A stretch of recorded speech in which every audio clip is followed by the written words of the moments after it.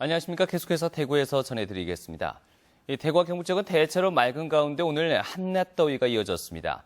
오늘 낮 최고 기온은 대구 28도, 영덕이 29.5도, 안동이 26.7도 등 25도에서 29도의 분포로 어제보다 3도에서 7도가량 높았습니다. 내일도 대체로 맑겠고 낮 최고 기온이 대구 29도, 안동과 포항 28도 등 24도에서 29도의 분포로 오늘보다 조금 높거나 비슷하겠습니다. 벤처기업 하면 흔히 정보통신 분야를 떠올리게 되고요. 지원도 이쪽에 집중이 되어 있는데요. 농식품 분야에서도 벤처 창업가들이 도움을 받을 수 있는 길이 열렸습니다. 한태영 기자가 보도합니다.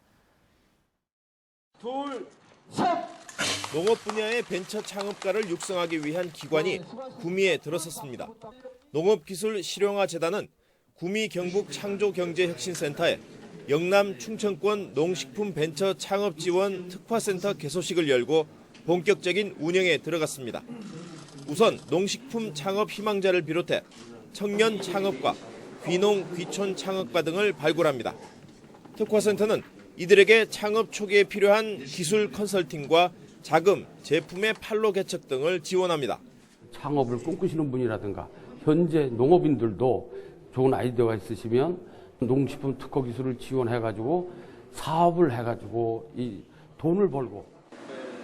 경북 특화센터는 재단 전문가를 비롯해 4명이 상주 근무하면서 경북을 비롯해 9개 광역시도의 지원자들에게 창업에서 성장 단계에 이르는 모든 과정에서 멘토 역할을 맡게 됩니다. 가까운 지역에 이런 지원센터가 생김으로 해서 자주 방문해서 자문을 구할 수가 있고 도움을 청할 수도 있기 때문에 상당히 유용하리라고 생각합니다. 이번에 문을 연 특화센터를 통해 정보통신 분야에 이어 이번에는 농식품 분야에서도 작지만 강한 지역 벤처기업들이 생겨날지 기대됩니다. MBC 뉴스 한태현입니다. 일제시대 강제징용에 가담했던 일본 전범기업의 지역 유치를 비판하는 시위가 징용 피해자 유족 등 200여 명이 참여한 가운데 오늘 경북 도청 앞에서 열렸습니다. 유족들은 경상북도가 유치해서 2013년 영천에 문을 연 자동차 부품회사 다이셀이 일제강점기 당시 강제징용 피해자들을 대거 동원해 화약 공장을 운영했던 일본의 대표적 전범기업이라고 주장했습니다.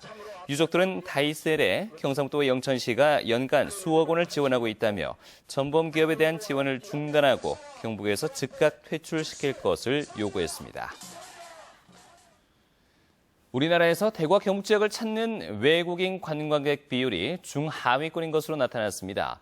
문화체육관광부에 따르면 지난해 우리나라를 찾은 외국인 관광객을 대상으로 설문조사한 결과 한국 여행 방문지를 묻는 질문에 78%가 서울, 18%는 제주라고 답했고 경북은 경기, 부산에 이어서 8번째, 대구는 17개 시도 가운데 11번째였습니다. 영남 지역 최고 여행지로는 해운대와 광안리 등 부산이 상위 7개 지역을 차지했고 대구와 경북은 상위 10개 지역에 포함된 곳이 한 곳도 없었습니다. 한국 여행 시 고려 요인으로는 1순위가 쇼핑, 2순위가 자연 풍경이었고 음식과 역사 유적지가 뒤를 이었습니다. 경북지방경찰청 국제범죄수사대는 마약을 밀반입해 판매하거나 투약한 혐의로 외국인 근로자 등 30명을 붙잡아 28명을 구속하고 2명을 불구속 입건했습니다. 한국에 체류 중이던 태국인 39살 A씨는 지난해 5월 태국으로부터 택배로 마약인 야바와 필로포를 받은 뒤 국내 마약 판매망을 만들어 태국인 근로자들에게 판매한 혐의를 받고 있습니다.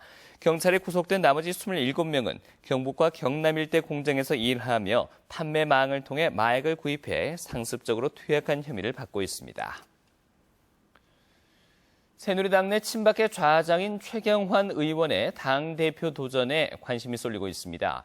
최경환 의원은 어제 김무성 전 대표와 정진석 원내대표를 만나 당 정상화 방안의 합의를 이끌어내는 등 친박계 구심점으로서 당 운영에 관해 목소리를 내고 있습니다. 특히 정진석 원내대표 체제 이후 친박계 입지가 줄어들 수 있다는 친박계 의원들의 우려가 나온 시점에서 최 의원이 전면에 나선 것을 두고 친박계를 결집하고 당대표에 도전하기 위한 수순이라는 분석이 나오고 있습니다. 독도 인근 해역에서 조업 중이던 인도네시아인 선원 1명이 실종돼 포항 해양경비안전서가 수색에 나섰습니다. 해경에 따르면 어젯밤 10시쯤 독도 남쪽 88km 해상에서 조업하던 영덕 강구 선적 어선의 선원 24살 A씨가 실종됐습니다. 사고 당시 선장과 선원 10명이 조업 중이었으며 동해 해경과 포항 해경 소속 경비함정 2척과 헬기가 사고 해역을 수색하고 있습니다.